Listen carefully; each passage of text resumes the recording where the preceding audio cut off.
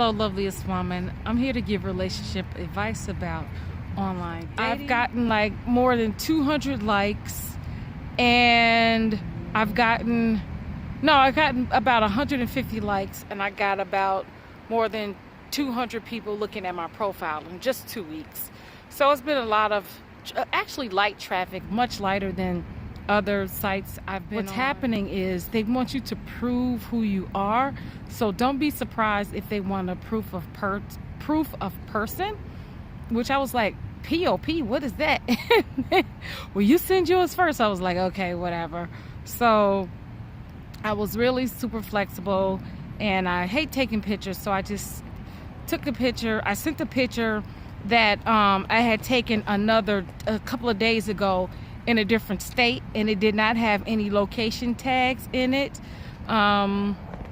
When the guy was talking to me, he asked me where did I live. I told him in general where did I live. I verified some information on his profile.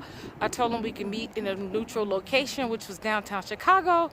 And he goes, oh no. I said, you live in Oak Park? He says, no, I don't. I said, well, your profile says you live in Oak Park. So I'm finding there was a bit of some inconsistencies. His telephone number didn't match up with where he say he lived.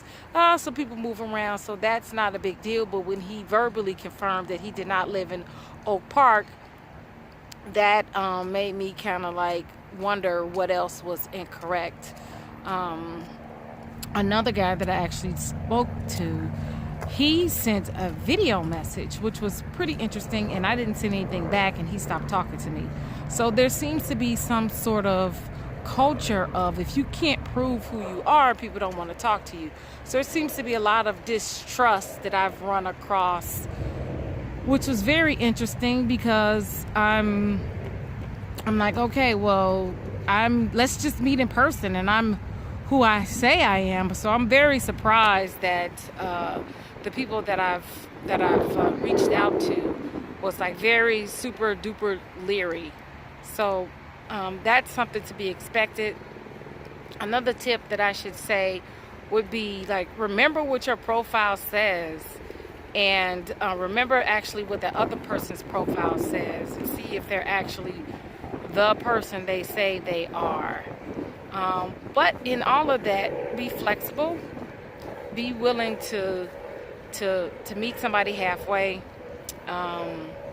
We were wanting to pick some sort of mutual spot, and this guy was like, oh, well, let's just call me when you're ready and we could just meet somewhere. I was like, no, we're going to plan where we're meeting. And after that, he didn't reach back out to me. And he seemed a little bit concerned with me wanting to meet with someone else after I met with him.